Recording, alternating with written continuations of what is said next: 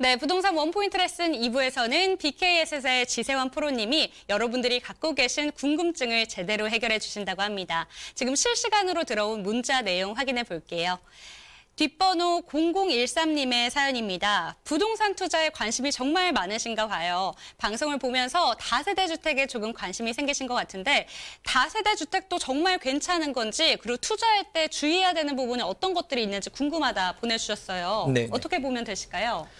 네, 오늘 시청자 여러분께서 이렇게 보내주신 문의 내용 한번 확인을 해보겠습니다. 한번 확인해 보니까 빌라 투자에 대해서 약간 의문이 드실 수도 있다, 이렇게 제가 생각이 되는데요. 아무래도 빌라와 대체 관계에 있는 바로 아파트와의 투자를 염두에 두시고 질문을 주신 게 아닌가 싶은 생각이 듭니다. 자, 그럼 지금부터 제가 말씀을 드리도록 하겠는데요. 제가 방금 원포인트로 짚어드렸다시피 부동산 투자는요, 이제 상품이 아닌 입지를 보고 투자를 하셔야 된다라고 말씀드릴 수가 있겠는데요.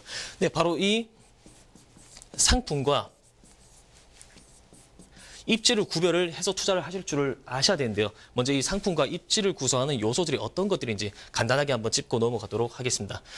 부동산 투자 상품에 굉장히 많은 종류가 있죠. 네, 가장 대표적으로 아파트가 있습니다. 가장 대중적인 투자 상품 아파트가 있고요.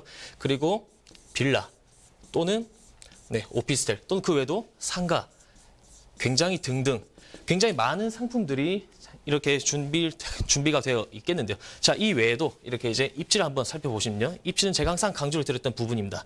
바로 교통과 일자리. 그리고 추가적으로 하나 더 굳이 추가를 넣겠다면 바로 학군.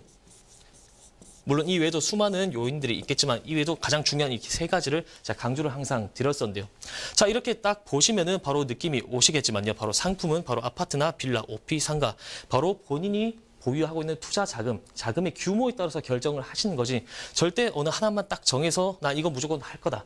이렇게 투자하시면 실패할 가능성이 높다라는 점. 따라서 항상 가장 중요한 바로 입지. 항상 입지를 최우선적으로 염두에 두시고 투자 결정을 하셔야 된다는 말씀을 드리고 싶은데요. 자, 그렇기 때문에 결국에는 부동산 투자에 있어서 가장 중요한 입지적인 요소. 항상 제가 강조를 드리고 있는 바입니다. 자, 따라서 부동산 이제 이렇게 투자를 하실 땐요. 다시 한번 말씀을 드리지만 빌라가 아파트보다 투자 가치가 높다. 이건 절대 아닙니다. 빌라 같은 경우에는 아파트의 대체제이기 때문에 아파트를 뛰어넘을 수는 없겠죠. 항상 대체제 관계에 있기 때문에 아파트보다는 약간 낮게 위치하고 있지만 하지만 소액의 투자가 가능하시기 때문에 그만큼 리스크 없이 안정성 있는 투자처가 될 수도 있다. 즉 입지가 우수한 빌라라면 충분히 투자 가치가 있다라고 제가 먼저 간단하게 한번 짚어드릴 수가 있겠는데요. 그리고 이번 시간에는 간단하게 요 아파트와 빌라, 요 대체 관계에 있는 아파트와 빌라의 각각의 장단점에 대해서 한번 짚고 넘어가도록 하겠습니다. 아파트 같은 경우에는 굉장히 많이들 알고 계시죠. 굉장히 대중적인 투자 상품인데 대표적으로 편의시설이 굉장히 많이 확충이 되어 있고요. 그리고 대단지 규모가 들어서기 때문에 주변으로 상권의 형성이나 이런 것에 굉장히 용이하다. 또한 대규모 대단지가 존재를 하다 보니까 굉장히 그 해당 지역에서 상징성이 있기 때문에 수요가 두텁다. 자, 이런 점을 들 수가 있겠는데요. 하지만 이런 장점들이 오히려 단점으로 부각이 될 수도 있다는 걸 꼭 기억을 하셔야 될 것 같습니다. 아파트 같은 경우는요, 너무 빌라보다 너무 높은 두꺼운 수요층을 가지고 있다 보니까 부동산 상승기는 굉장히 다이나믹하게 오를 수가 있다는 거죠. 하지만 이렇게 다이나믹하게 오른다 보면요, 굉장히 부동산 거품이 낄 수밖에 없는 그런 구조다라고 꼭 그 점을 체크를 하셔야 될 것 같은데요. 그렇기 때문에 아파트 같은 경우는 부동산 상승기, 즉 화랑기에는 굉장히 높은 가격 상승을 이룰 수가 있겠지만 침체기, 부동산 하락기에는 굉장히 또 큰 하락폭으로 떨어질 수가 있다. 그만큼 고수익, 고위험이다. 이렇게 말씀드릴 수가 있겠는데요. 하지만 빌라 같은 경우에는 아파트와는 반대로 아파트와 비교를 하셔가지고 수요층이 굉장히 얇습니다. 얇고 실수요 위주의 빌라 시장이 이루어져 있기 때문에 가수요가 아주 작은 비율로, 즉 투자 수요가 적기 때문에 오히려 부동산 상승기에는 조금씩 안정적으로 오를 수가 있겠고요.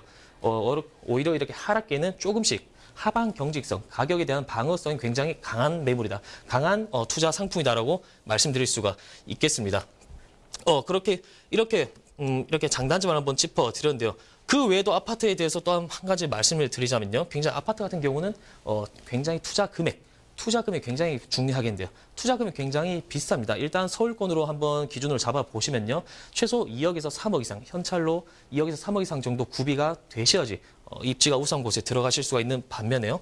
빌라 같은 경우에는 서울 강남권 또 5천만 원 전후로 약 5천만 원 전후로도 투자가 가능하시기 때문에 투자 금액이 낮은 금액으로 인한 리스크 관리도 용이하다. 그만큼 투자 원금 회수까지도 빠르다라는 장점이 있겠습니다. 자, 그 외에도 아파트 같은 경우에는요, 굉장히 대규모 공급이 쉽게 이루어질 수가 있겠습니다. 그러다 보니까 굉장히 공급 물량 앞에 장사가 없다라고 하죠. 공급이 많이 이루어지다 보니까 공급에 대한 정책에 따른 가격 안정성이 좀 떨어진다. 하지만 빌라 같은 경우에는요, 공급에 대한 걱정이 크게 하실 필요가 없겠습니다. 자, 왜냐하면 빌라 같은 경우는 단독주택 두 가구를 두 채를 이렇게 한 번에 매입을 하셔가지고 빌라를 들어 지으실 수가 있겠는데요.